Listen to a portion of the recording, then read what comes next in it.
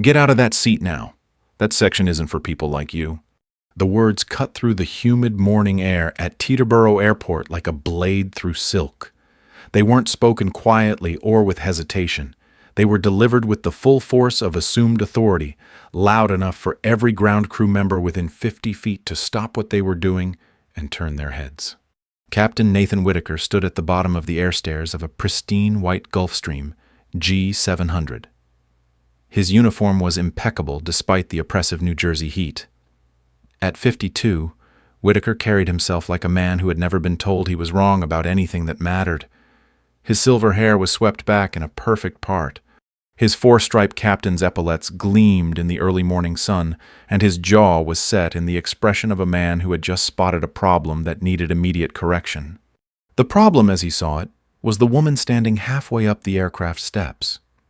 Amara Ellison had arrived at Teterboro in her own Honda CR-V, a practical choice that had already raised eyebrows among the signature flight support staff, accustomed to seeing passengers arrive in black-town cars or at the very least luxury SUVs. She wore faded blue jeans that had seen better days, a gray hoodie with the sleeves pushed up to her elbows, and white Nike sneakers that looked like they had covered a lot of ground.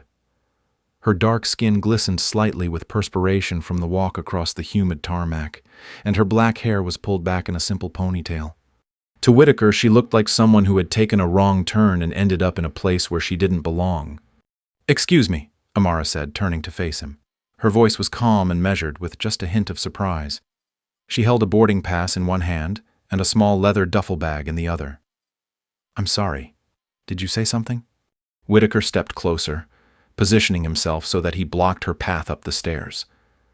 Behind him, the Gulfstream G700 represented the pinnacle of private aviation luxury, an $80 million machine capable of flying 14 passengers across oceans without breaking a sweat. The morning sun reflected off its polished fuselage, creating an almost ethereal glow around the aircraft. "I said you need to get out of that seat," Whitaker repeated, his voice carrying the practiced authority of a man who had spent 3 decades telling people what to do at 35,000 feet. "This is a private charter aircraft, not a commercial flight. The boarding area is restricted." Amara blinked once, processing the information. She looked down at the boarding pass in her hand, then back up at Whitaker. "I think there might be some confusion, Captain. I'm the passenger, Amara Ellison. I have a confirmed reservation." Whitaker let out a short, bitter laugh. "Right. Amara Ellison?" He said the name like he was tasting something unpleasant. "Let me guess. You're here to deliver catering. Maybe you're someone's assistant, because I can tell you right now, passengers on this aircraft don't show up looking like they just finished a workout." From his position near the aircraft's cargo hold, Diego Morales, a 34-year-old ground crew supervisor and former Army sergeant, felt his stomach drop. Diego had been working at Teterboro for years, and he had seen his share of difficult passengers and crews, but something about this interaction felt different, dangerous even. He pulled out his phone and opened his social media app, where he had built a modest following of people who enjoyed his behind-the-scenes glimpses of private aviation. He often live-streamed during interesting aircraft arrivals or departures, but this felt like something bigger. "Y'all are not going to believe what's happening right now at Teterboro," Diego said quietly into his phone as he started the stream. "We got a situation developing here, and it ain't good." Amara maintained her composure, though something flickered behind her eyes. "Captain, I understand there might be some confusion about my appearance, but I assure you I'm the passenger listed on your manifest. My company booked this flight through Executive Charter Solutions." "Your company?" Whitaker scoffed. "What company would that be?" He crossed his arms. "And I'm going to need to see some identification before you take another step toward my aircraft." The emphasis on "my" was deliberate and sharp. Whitaker had been flying private charters for over 2 decades, and he had developed very specific ideas about what his passengers should look like. They should arrive in expensive cars driven by chauffeurs. They should wear clothes that cost more than most people's monthly salary. They should carry themselves with the unmistakable air of people who were accustomed to being served rather than serving others. Amara Ellison in her sneakers and hoodie fit none of those criteria. "Of course," Amara said evenly. She reached into her pocket and pulled out a driver's license and a black American Express Centurion card. "Here's my identification and my payment card." Whitaker took the items and examined them with exaggerated skepticism, holding them up to the light as if he were checking for forgeries. The name on both documents clearly read, Amara Ellison, and the Centurion card's distinctive weight and feel were unmistakable markers of extreme wealth. A card like that required either a net worth in excess of $10 million or annual spending that reached well into six figures. But instead of apologizing or acknowledging his error, Whitaker doubled down. "These could be anybody's," he said dismissively. "Do you know how many people try to use stolen or borrowed cards to book flights they can't afford? I've seen it all. Corporate credit card theft, identity fraud, you name it." Diego's live stream viewer count had jumped to over 5,000 people as word spread through aviation enthusiast groups and social media networks. The comments were coming in fast and furious. "This is insane. Someone needs to stop this. This is straight-up discrimination. What airline is this? Get this pilot's name." "Folks, this is getting bad," Diego whispered into his phone. "This pilot is going full racist on this lady, and she's just trying to get on her flight." Isabella Reyes, the flight attendant who had been preparing the cabin for departure, appeared at the top of the air stairs. At 38, Isabella had worked in private aviation for over a decade, and she had flown with Whitaker for the past 3 years. In that time, she had watched him treat passengers with varying degrees of respect, depending on their perceived status. But she had never seen him be this openly hostile to someone who was clearly a legitimate passenger. "Captain Whitaker," Isabella called out, her voice tight with barely controlled anxiety. "Is everything all right? We're scheduled for departure in minutes." Whitaker turned toward her, his face flushed with irritation. "Everything is fine, Isabella. I'm just dealing with someone who seems to have gotten confused about which aircraft they're supposed to be boarding." Amara looked up at Isabella and offered a tired but genuine smile. "Good morning. I'm Amara Ellison. I believe you should have me on your passenger manifest for the flight to London." Isabella's eyes widened slightly. She had indeed seen the name A. Ellison on the passenger list, along with a note that the booking had been made through a high-end charter broker and carried a VIP handling designation. The passenger was listed as traveling alone with special dietary preferences that suggested someone accustomed to luxury travel. "Yes, ma'am," Isabella said quickly. "A. Ellison, we've been expecting you. Please come aboard." Whitaker spun around, his face dark with anger. "Isabella, get back inside the aircraft. I'm handling this." "But, Captain, she's clearly—" "I said, get back inside." Whitaker's voice rose to a shout that carried across the tarmac. "When I need your opinion about passenger verification, I'll ask for it." Isabella flinched as if she had been slapped. Several other ground crew members had stopped their work to watch the confrontation, and Diego's live stream was now pulling in over 10,000 viewers. The hashtag Teterboro discrimination was starting to appear in the comments. Amara watched the exchange with growing concern, not for herself, but for Isabella. She recognized the signs of a workplace bully, someone who used their position of authority to intimidate and control others. It was a pattern she had observed throughout her career, and it was exactly the kind of behavior she had come here to investigate. "Captain," Amara said, her voice still calm but carrying a subtle edge of steel, "I think we can resolve this quickly. Why don't you call your operations center and confirm my booking? I'm sure they can verify my identity." Whitaker turned back to her with a sneer. "I don't need to call anyone. What I need is for you to produce some real identification and proof that you're authorized to be here. And I mean real proof, not some cards you could have picked up anywhere." "What kind of proof would satisfy you?" Amara asked. "How about you start by telling me how much this flight costs?" Whitaker said, crossing his arms. "If you're really the passenger, you should know exactly what you're paying for this charter." The question was designed to be a trap. Whitaker assumed that anyone who belonged in the cabin of an $80 million aircraft would rattle off figures without hesitation and would demonstrate their wealth through casual familiarity with astronomical expenses. Amara paused for a moment, considering her response. She could easily answer his question. She could tell him that a charter flight from Teterboro to London Heathrow on a Gulfstream G700 typically ran between $90,000 and $120,000 depending on scheduling and routing. She could mention that fuel costs alone would exceed $20,000, that crew expenses, landing fees, and handling charges would add another $15,000 to $20,000 to the total. But she realized that answering would legitimize his interrogation and reinforce the idea that her right to board the aircraft was contingent on proving her wealth to his satisfaction. "Captain," she said instead, "I shouldn't have to pass a financial quiz to board a flight I've legitimately purchased. My identification matches my reservation. I have a valid payment method. What more do you need?" Whitaker's eyes narrowed.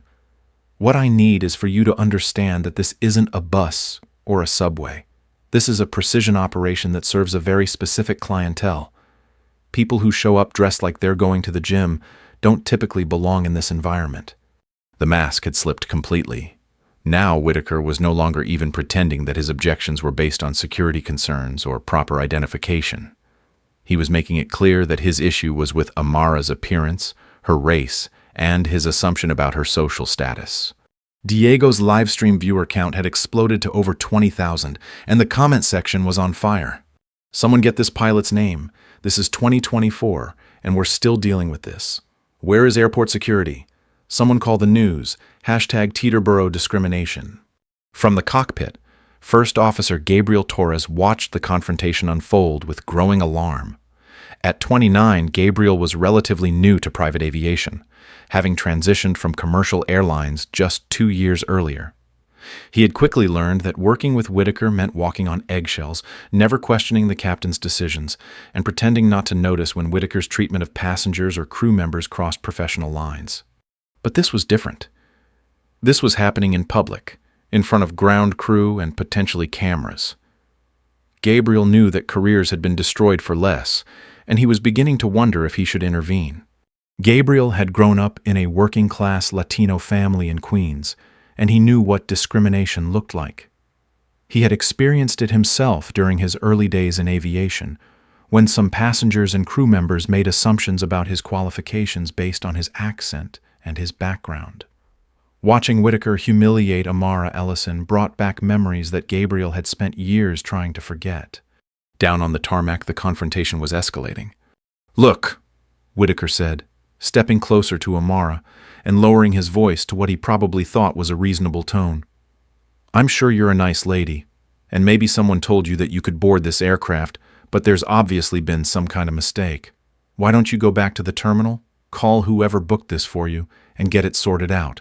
I'm sure there's a commercial flight you can catch." Amara stood her ground, though Gabriel noticed from his vantage point in the cockpit that her hands had clenched slightly around the strap of her duffel bag.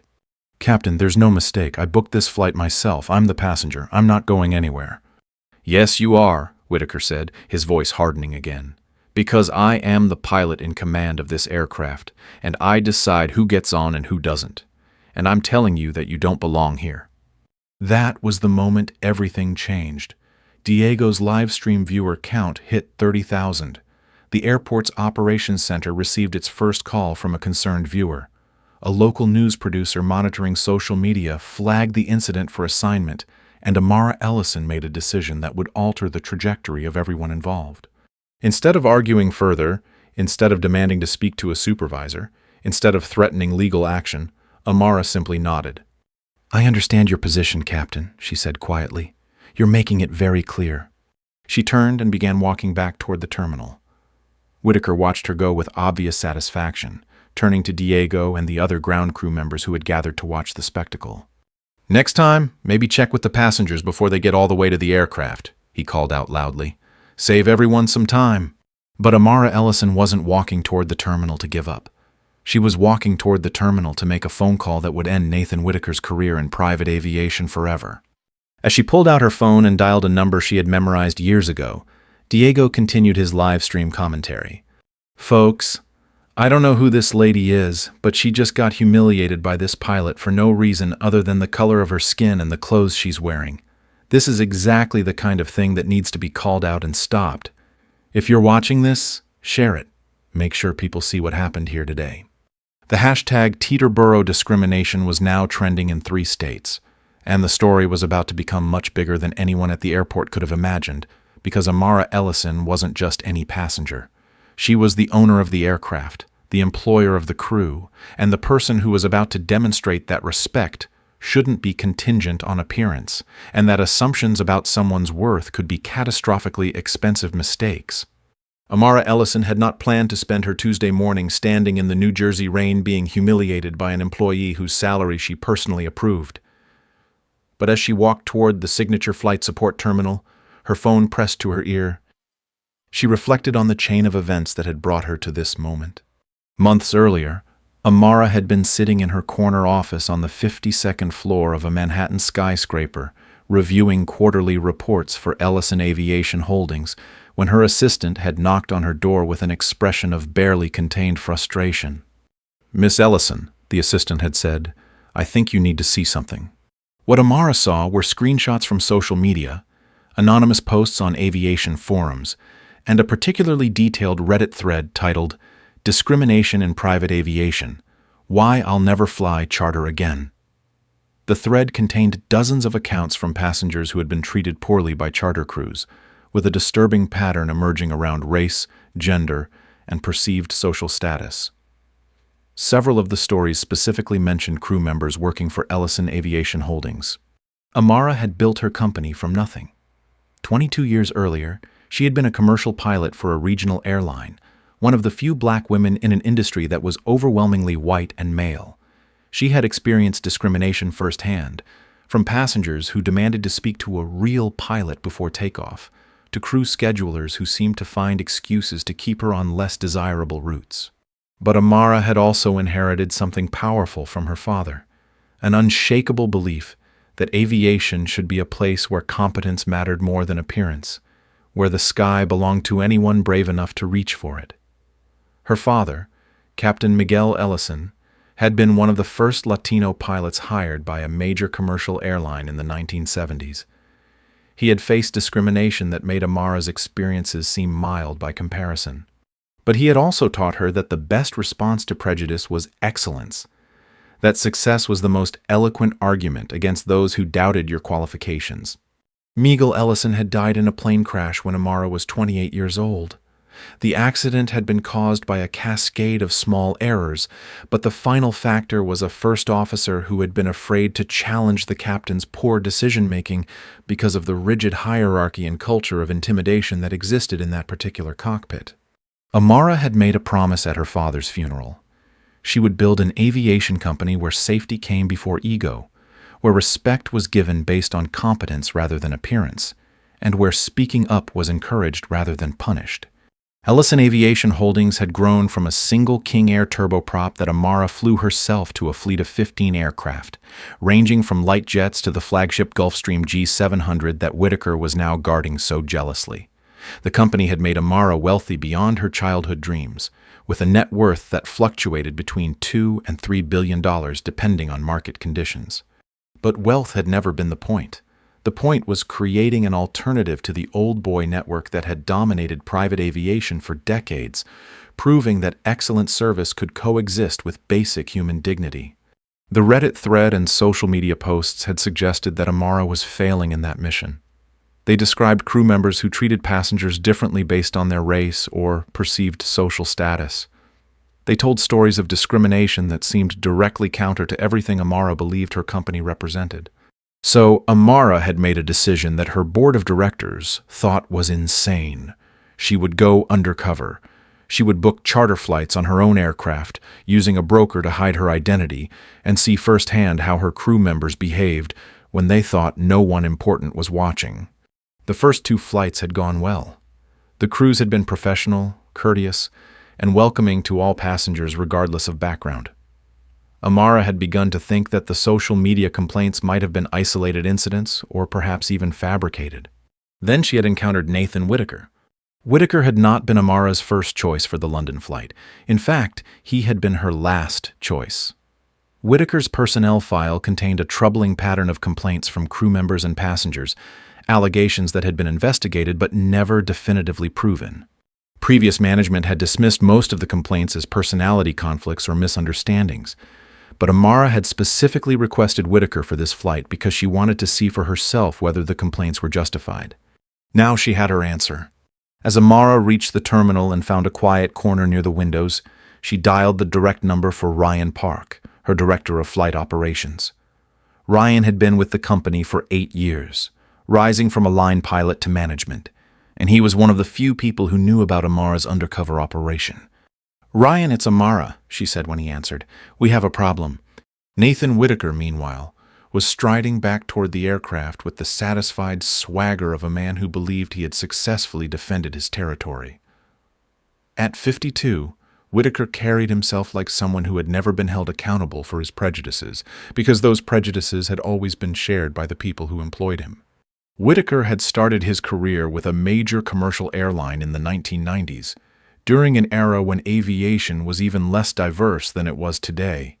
He had thrived in the hierarchical, militaristic culture of commercial flying, where captains were gods and questioning authority was discouraged. But Whitaker's career had stalled. He had watched younger, more adaptable pilots advance to better positions, while he remained stuck flying regional routes. He had developed theories about why this was happening.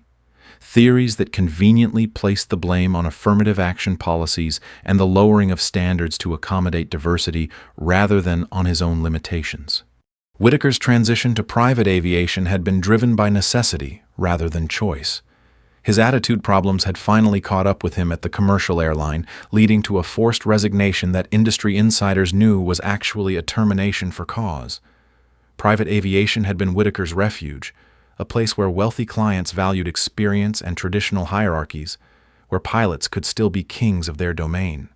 Whitaker had convinced himself that his job was not just to fly aircraft safely, but to maintain standards, to ensure that his cabins remained exclusive spaces for people who belonged there. The fact that Whitaker was now employed by a company owned by a black woman would have horrified him if he had known. But the layers of management and corporate structure at Ellison Aviation Holdings meant that Whitaker had never met Amara personally, had never even seen her photograph. To him, the company was represented by Ryan Park and other middle managers, most of whom happened to be white men who shared Whitaker's general background, if not his prejudices. As Whitaker climbed the air stairs back toward the aircraft, he was greeted by Isabella Reyes, who had been watching the confrontation with growing horror. Isabella had worked in private aviation for 12 years, and she had learned to navigate the complex dynamics between crew members and passengers with diplomatic skill. She understood that successful private aviation required a delicate balance between professionalism and personal service, between maintaining appropriate boundaries and making passengers feel genuinely welcome. But Isabella had also learned to survive by not making waves. She had watched Whitaker humiliate other crew members and treat passengers with varying degrees of respect based on their perceived status.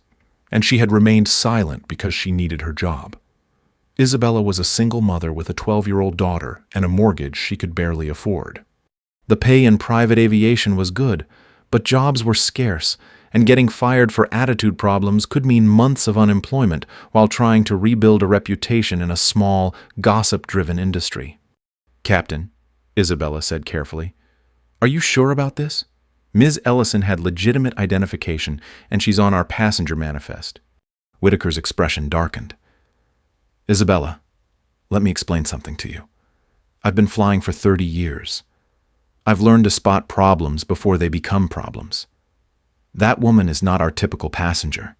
She doesn't belong in this environment. And if we let her on this aircraft, it's going to create issues." "What kind of issues?" Isabella asked.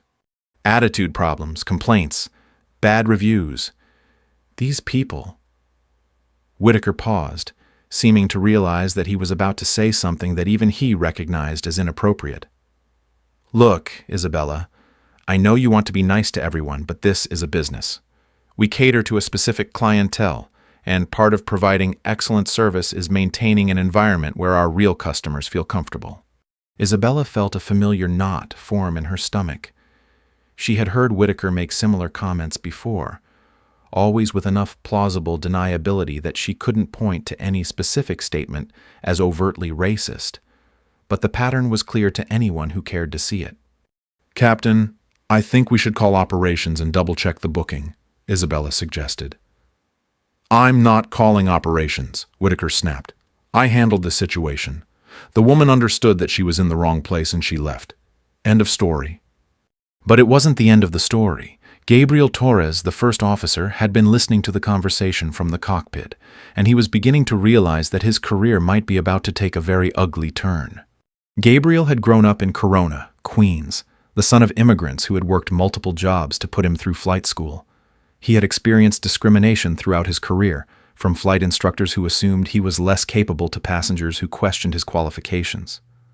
But Gabriel had also learned to pick his battles, to focus on being so competent that his critics would be forced to acknowledge his abilities. Working with Whitaker had been a constant test of Gabriel's patience and principles. Whitaker regularly made comments about passengers and crew members that walked right up to the line of actionable discrimination without quite crossing it. Whitaker had a talent for expressing prejudiced views in ways that could be dismissed as jokes or misunderstood observations. But what Gabriel had just witnessed wasn't subtle. It wasn't ambiguous. It was a clear case of a captain using his authority to discriminate against a passenger based solely on her appearance and race. Gabriel knew that staying silent made him complicit, but he also knew that speaking up could end his career.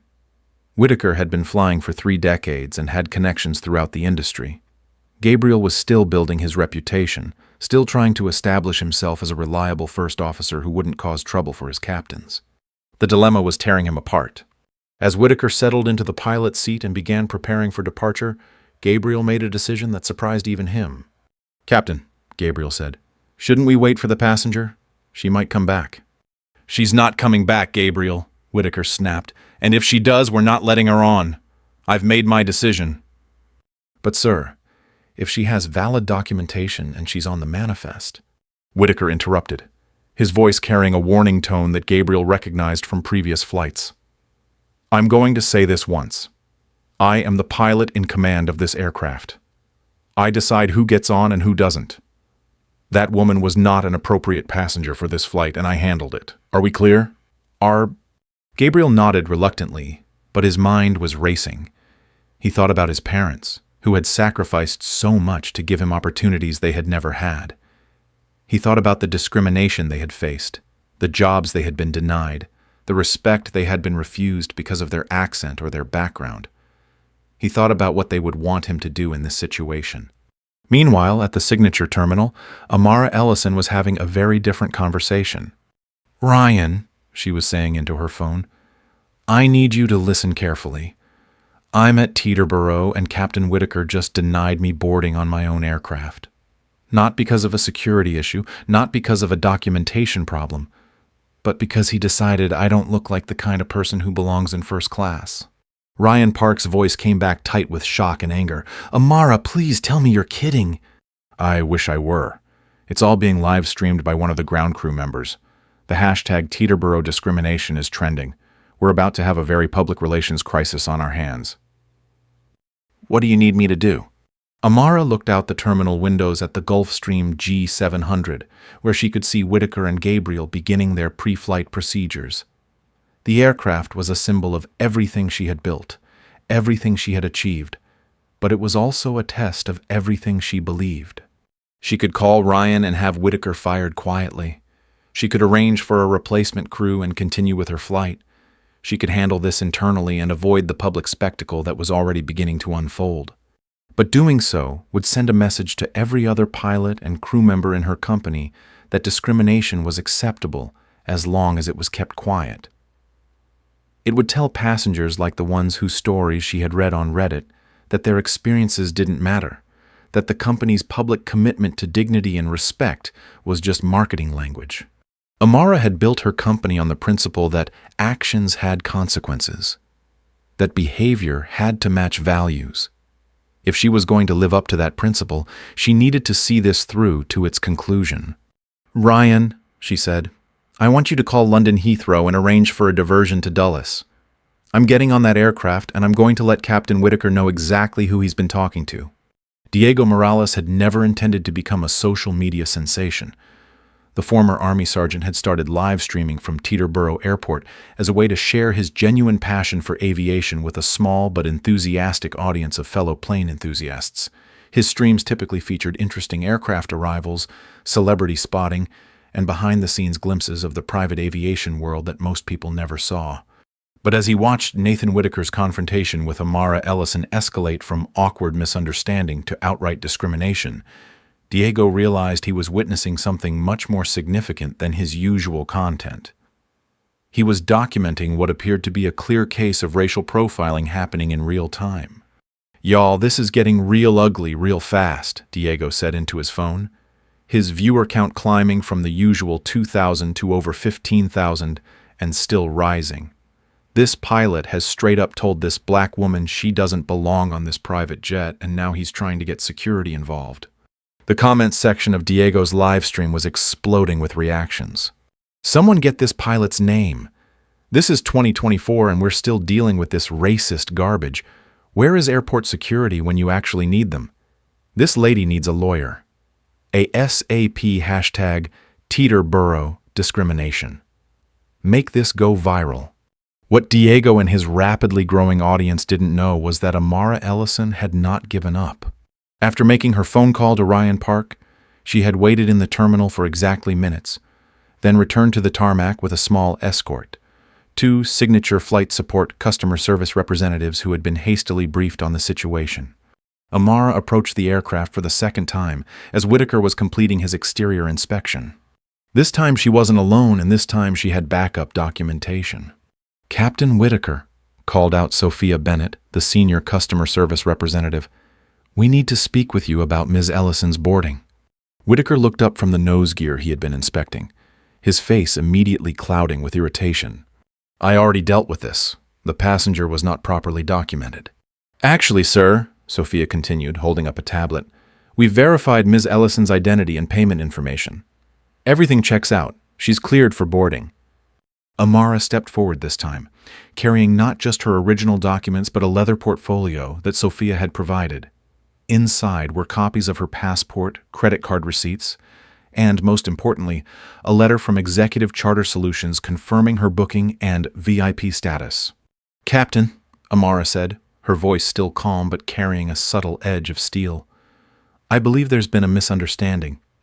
As you can see, my documentation is complete and verified. I'd like to board the aircraft now so we can depart on schedule." Whitaker's jaw tightened. Being contradicted by ground support staff in front of the growing crowd of onlookers was exactly the kind of public challenge to his authority that he couldn't tolerate.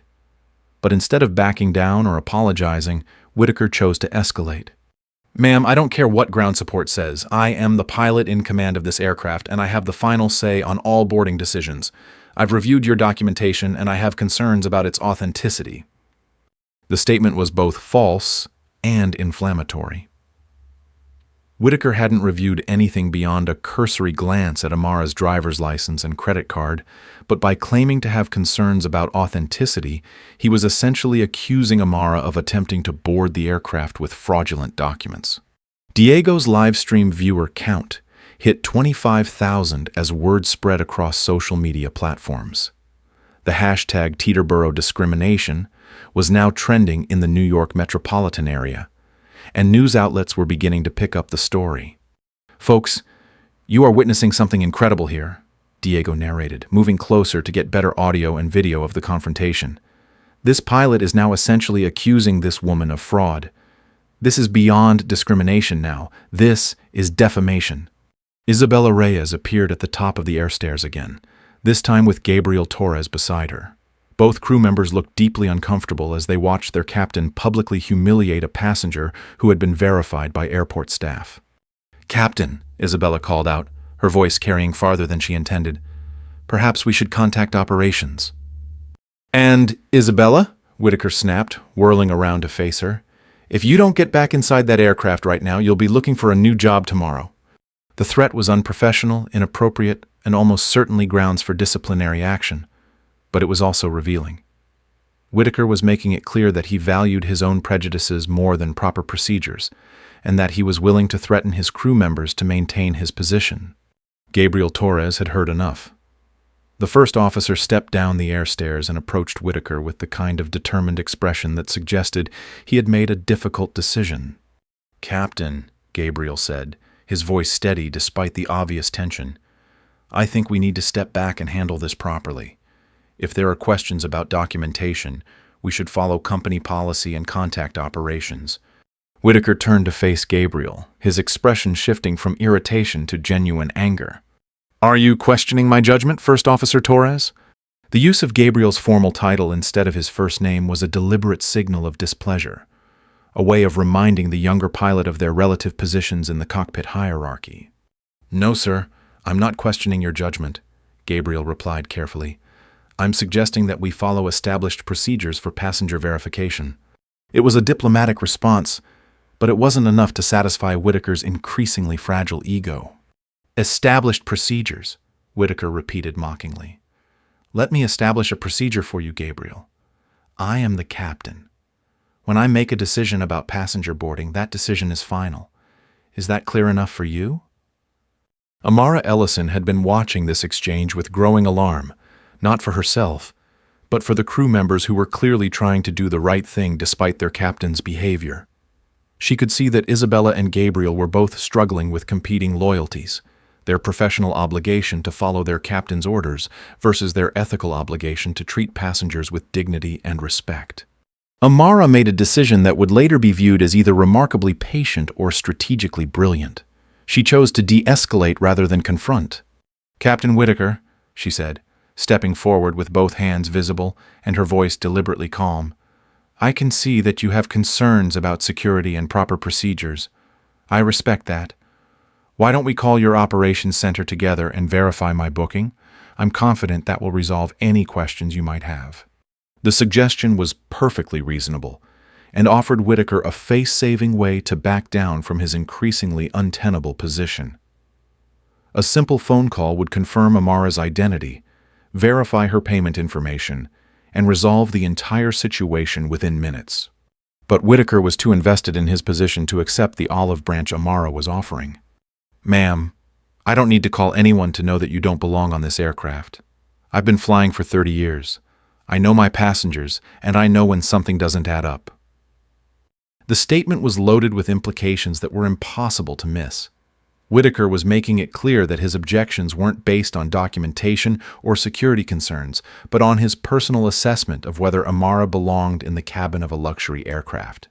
Diego's live stream had now attracted over 40,000 viewers, and the comments section was a torrent of outrage. This pilot needs to be fired immediately. Someone call the FAA. This is straight-up racism and everyone can see it. What's the tail number of that plane? People need to know what company this is. That pilot just ended his career on live television. Airport security had finally arrived, summoned by the growing crowd and the obvious tension of the situation. Two officers approached the group, led by Sergeant Javier Morales, a 20-year veteran of airport security who had seen his share of passenger disputes, but nothing quite like this. Good morning, Sergeant Morales said, addressing the group in general rather than taking sides. We've received reports of a passenger boarding issue. Can someone explain what's happening here? Whitaker immediately stepped forward, eager to frame the situation in his favor. Officer, we have someone attempting to board our aircraft with questionable documentation. I've requested proper verification, and she's been unable to provide it. As pilot in command, I've made the decision to deny boarding for security reasons. Amara pulled out her leather portfolio and handed it to Sergeant Morales. Officer, I'm Amara Ellison. I have a confirmed reservation on this flight, valid identification, and all the documentation that Signature Flight Support has verified. The issue seems to be that Captain Whitaker doesn't believe I belong on this aircraft based on my appearance. Sergeant Morales examined Amara's documents quickly but thoroughly. Her passport was clearly authentic. Her Centurion card was genuine. The confirmation letter from Executive Charter Solutions was official and detailed. Everything checked out perfectly. Ma'am, your documentation appears to be in order, Morales said, handing the portfolio back to Amara. Then he turned to Whitaker. Captain, is there a specific security concern that hasn't been addressed? Whitaker's face flushed red. Being questioned by airport security in front of a growing crowd of onlookers and thousands of live stream viewers was exactly the kind of public humiliation he had never experienced in 30 years of flying. Officer, I have the right to deny boarding to any passenger who I believe poses a risk to the safety and security of my aircraft. That's federal law. That's correct, Captain, Morales replied evenly. But you also have an obligation to base those decisions on legitimate safety or security concerns, not on personal prejudices. Can you articulate a specific safety concern about Ms. Ellison? The question hung in the air like a challenge. Whitaker could feel the eyes of the crowd on him, could sense that his next words would be recorded and scrutinized. He knew that he was trapped by his own prejudices, that there was no legitimate safety or security justification for his treatment of Amara Ellison. But instead of backing down, instead of finding a graceful way to resolve the situation, Whitaker chose to double down one more time. "Officer, I don't have to justify my decisions to you or to anyone else. I am the pilot in command, and my decision is final. This passenger will not be boarding my aircraft." The statement was defiant, uncompromising, and professionally suicidal. By refusing to provide any legitimate justification for his decision, and by directly challenging airport security, Whitaker had essentially admitted that his treatment of Amara was based on personal bias rather than professional judgment. Amara Ellison looked at Whitaker for a long moment, her expression unreadable. Then she turned to Sergeant Morales. "Officer, I appreciate your assistance. Captain Whitaker has made his position very clear, and I understand it completely." She turned back to Whitaker. "Captain, you're absolutely right about one thing. You do have the authority to decide who boards this aircraft, and I respect that authority." Whitaker visibly relaxed, thinking he had won. "However," Amara continued, "you might be interested to know that you've just denied boarding to the owner of the aircraft you're standing next to." The silence that followed was absolute. Whitaker blinked, processing the words but not quite understanding their implications. "I'm sorry, what?" he stammered. Amara reached into her portfolio and pulled out a document that Whitaker hadn't noticed before, the aircraft registration for tail number N77AE. N77AE, she said clearly. November 77, Alpha Echo, Amara Ellison. "This is my aircraft, Captain Whitaker. You work for me." The registration document that Amara Ellison held in her hands was a simple piece of paper, but it carried the weight of an atomic bomb. As Whitaker's eyes focused on the official FAA registration showing Amara Ellison as the registered owner of tail number N77AE, the color drained from his face like water running out of a bathtub. "That's impossible," Whitaker whispered, his voice barely audible above the ambient noise of the busy airport. "Captain Whitaker," Amara said, her tone remaining calm but gaining an unmistakable authority, "I think we need to have a conversation. But first, I'd like to board my aircraft. We're already running behind schedule, and I have several important meetings in London." Whitaker's legs seemed to buckle slightly, and he reached out to steady himself against the aircraft's landing gear.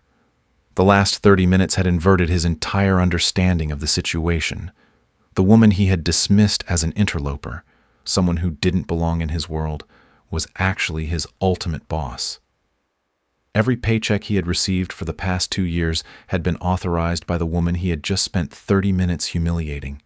"Ms. Ellison," Whitaker stammered, "I had no idea.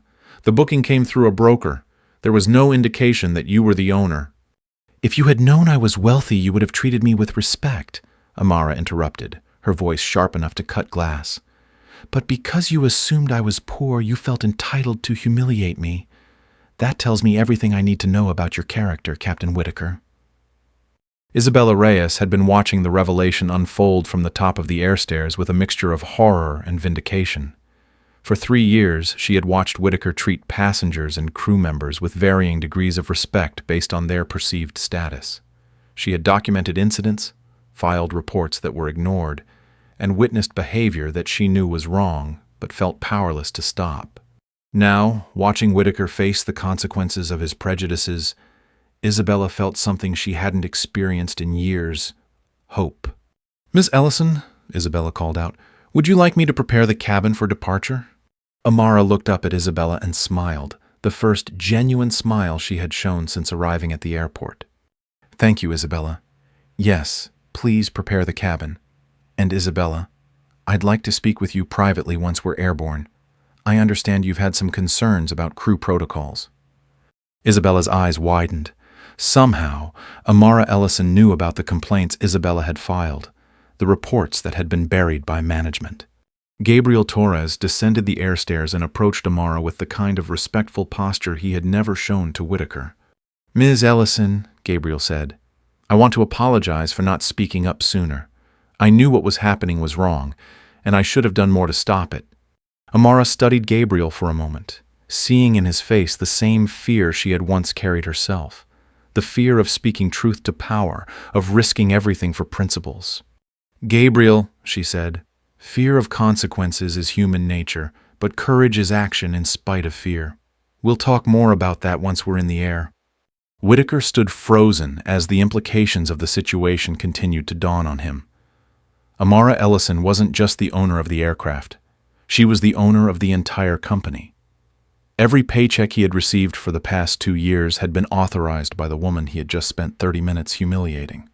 "Ms. Ellison," Whitaker said, his voice cracking slightly, "I understand you're upset, but surely we can work this out. This was just a misunderstanding, a communication problem." Amara turned to face Whitaker directly, and for the first time since the confrontation began, her carefully controlled composure showed cracks of genuine anger. "A communication problem," she repeated. "Captain Whitaker, let me communicate something very clearly. You told me to get out of that seat because that section isn't for people like me. You questioned my documentation, accused me of fraud, threatened my crew members, and publicly humiliated me in front of dozens of witnesses and thousands of online viewers. What part of that was a communication problem?" Whitaker opened his mouth to respond, but Amara wasn't finished. "You had multiple opportunities to verify my booking through proper channels. You were offered assistance by ground support, airport security, and your own crew members. Instead of following procedures, you chose to dig deeper into your prejudices every time you were challenged." Diego's live stream audience had swelled to over 80,000 viewers, and clips from the stream were being shared across every major social media platform. News outlets were beginning to pick up the story, and Teterboro discrimination was trending nationwide.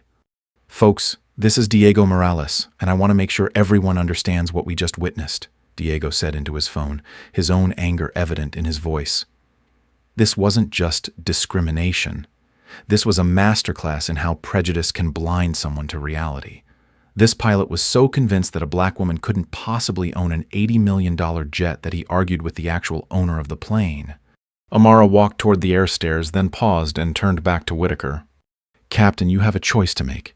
You can board this aircraft and fly it to London as originally planned, and we can discuss your employment status when we land, or you can remain here on the tarmac while I arrange for a replacement crew." Whitaker's career flashed before his eyes. 30 years of flying, 3 decades of building experience and seniority, all potentially ending on a rainy Tuesday morning at Teterboro Airport. "Ms. Ellison, please," he said. "I need this job. I have obligations, a mortgage, responsibilities. Can't we just forget this happened and move on?" Amara paused at the bottom of the air stairs, her hand on the railing. "Captain Whitaker, I'm going to tell you exactly what my father told me when I was a young pilot facing discrimination. Actions have consequences, and character is revealed under pressure. Today, you revealed your character. The question now is whether you're willing to accept the consequences of your actions." She began climbing the stairs toward the aircraft cabin. "You have minutes to decide whether you're flying this aircraft or finding your own way home." As Amara disappeared into the cabin, Whitaker was left standing on the tarmac with the wreckage of his assumptions and his career. Around him, ground crew members who had witnessed the entire confrontation were shaking their heads in disbelief.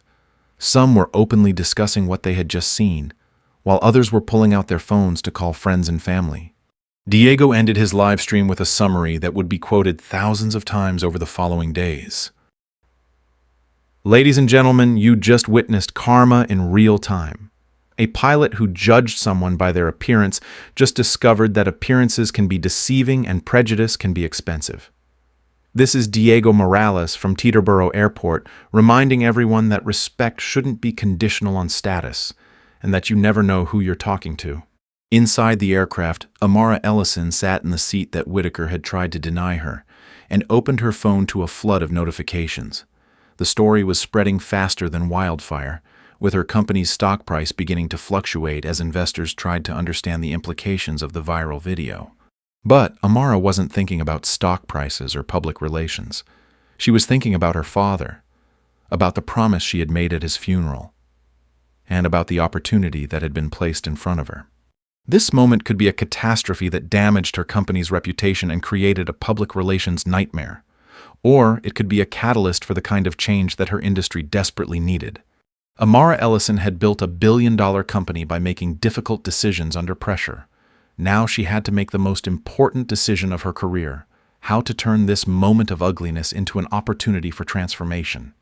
Through the aircraft's windows, she could see Whitaker standing alone on the tarmac, his career and his assumptions in ruins around him. In a few minutes, she would have to decide whether to show him mercy or justice, whether to prioritize forgiveness or accountability. But first, she had a phone call to make to Ryan Park, and a conversation to have with her crew members who had shown courage under pressure. The aircraft's engines were still silent, but Amara could feel the momentum building toward a decision that would change everything for everyone involved. In the cockpit, Gabriel Torres was completing his pre-flight checks with hands that trembled slightly from adrenaline. He had never imagined that a routine charter flight would turn into a career-defining moment, that his choice to speak up for basic decency would put him face to face with the owner of the company. Isabella Reyes was preparing the cabin with meticulous attention to detail, knowing that every action was now under scrutiny from the most important passenger she would ever serve. And Nathan Whitaker remained on the tarmac, facing the consequences of 30 years of unchallenged prejudices, waiting to learn whether his career in aviation was over or whether he might somehow find a path to redemption. The next few minutes would determine the future for everyone involved, and the watching world was holding its breath to see how the story would end. Amara Ellison settled into Seat 2A of her Gulfstream G700, the same seat Nathan Whitaker had tried to deny her less than an hour earlier. The irony wasn't lost on her as she buckled her seatbelt and looked out the window at the man who had humiliated her still standing on the tarmac in the New Jersey rain. The aircraft's cabin was a masterpiece of luxury design, with hand-stitched leather seats, polished wood accents, and state-of-the-art entertainment systems. But Amara barely noticed the opulence around her. Her attention was focused on the phone call she was about to make and the decisions that would reshape multiple lives over the next few minutes. Isabella Reyes approached her seat with the kind of reverent professionalism usually reserved for heads of state. "Ms. Ellison, may I offer you anything to drink? Perhaps some champagne to celebrate your victory?" Amara looked up at Isabella and saw not just a flight attendant, but a woman who had been silently enduring harassment and discrimination for years. The carefully controlled expression on Isabella's face couldn't hide the mixture of relief and vindication in her eyes. "Just coffee, please, Isabella. Black. And Isabella." Amara paused, choosing her words carefully. What happened out there wasn't a victory. It was a tragedy. A tragedy that could have been avoided if people in positions of authority had listened to concerns that were raised repeatedly. Isabella's composure cracked slightly. "Ma'am, I want you to know that I filed reports, multiple reports, about Captain Whitaker's behavior toward passengers and crew members. They were always dismissed as personality conflicts or misunderstandings." "I know," Amara said softly. "I've read every report you filed, that's why I'm here." The admission hung in the air between them like a confession. Isabella realized that this wasn't a coincidence, that Amara's presence on this flight was part of something larger. "You were investigating," Isabella said, understanding dawning in her voice. "I was investigating," Amara confirmed, "and unfortunately I found exactly what I was looking for." In the cockpit, Gabriel Torres was experiencing his own transformation.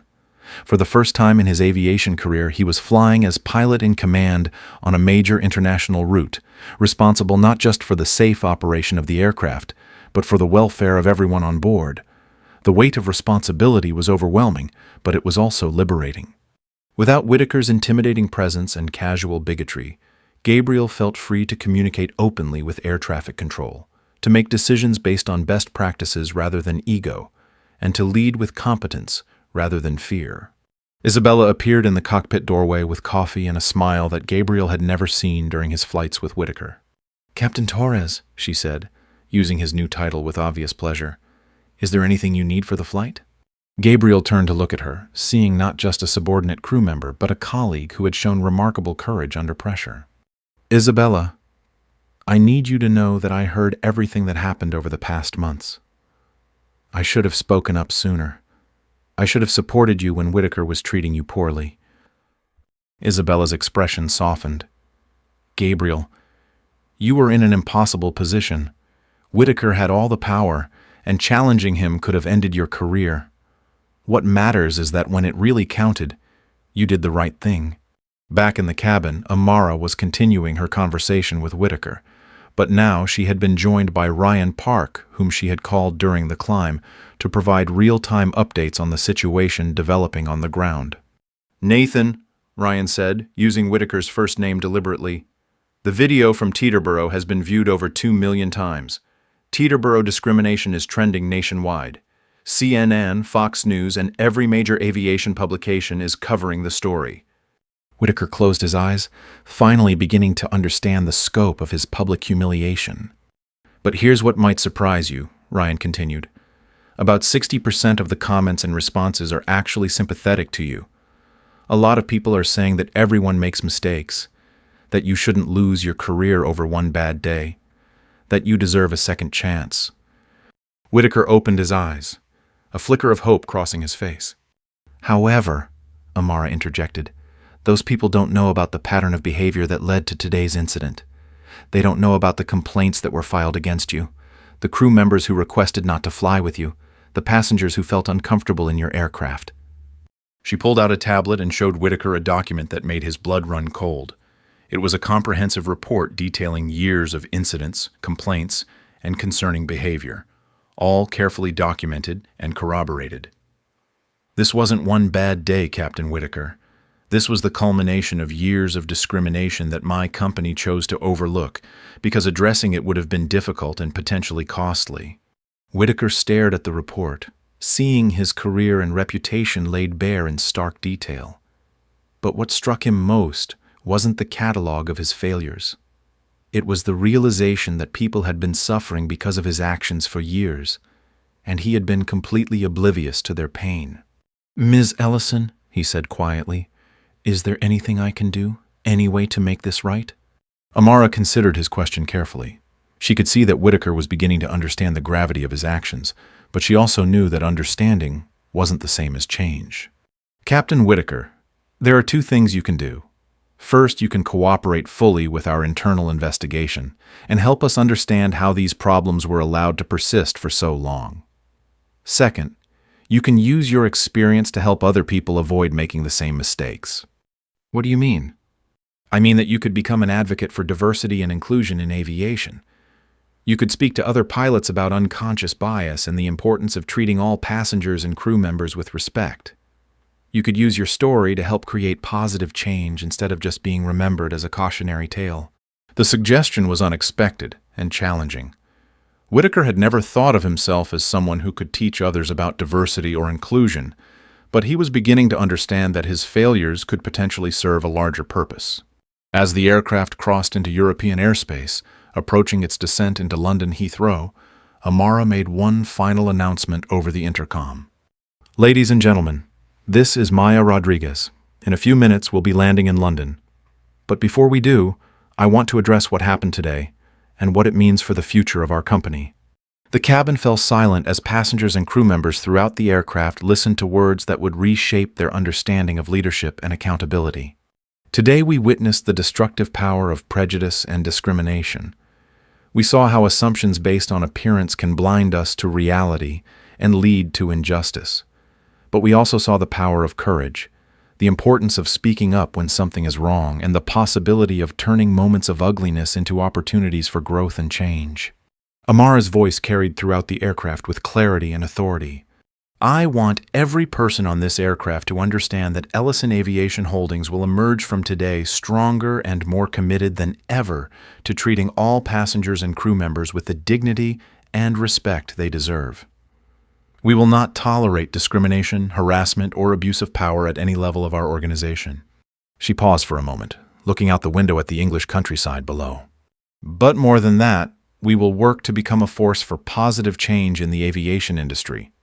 We will set standards that other companies will follow. We will create an environment where excellence is measured by competence and character, rather than appearance or background. As the wheels of her Gulfstream G700 touched down on the runway at Heathrow, Amara knew that the most challenging part of the journey was still ahead. The viral video had created a public relations crisis that would require careful management. The investigation into how Whitaker's behavior had been allowed to continue would likely reveal uncomfortable truths about her company's culture, and the process of creating lasting change would be more difficult than the dramatic confrontation that had started everything. But Amara Ellison had not built a billion-dollar company by avoiding difficult challenges. She had succeeded by facing problems directly, making hard decisions under pressure, and turning obstacles into opportunities. As she walked through the terminal toward her connecting flight, Amara carried with her the knowledge that her father's legacy lived on, not just in the memorial plaque she had installed, but in the dreams of young aviators who would carry his values into the next generation of flight. The story that had begun with the words, "Get out of that seat now," had ended with a new understanding that every seat in aviation belonged to anyone with the skill, determination, and courage to claim it. Just as Amara had learned, justice wasn't about revenge or humiliation. It was about transformation, opportunity, and the unwavering belief that everyone deserved to be treated with dignity, regardless of how they looked or where they came from. And in the end, that lesson was worth more than all the luxury aircraft in her fleet. If this story touched your heart and made you believe in the power of standing up for what's right, please hit that like button and let me know in the comments. Your support helps stories like this reach more people who need to hear them. Don't forget to subscribe to our channel for more incredible tales of justice, courage, and transformation. Ring that notification bell so you never miss a story that might change your perspective on what's possible when ordinary people choose extraordinary courage. Share this video with someone who needs to be reminded that their worth isn't determined by other people's prejudices, and that the sky truly belongs to anyone brave enough to reach for it. Together we can make sure that stories like Amara's inspire real change in our world. Until next time, remember, respect shouldn't be conditional. Dignity belongs to everyone, and you never know who you're talking to. Stay kind, stay just, and keep believing that one person with courage can change everything.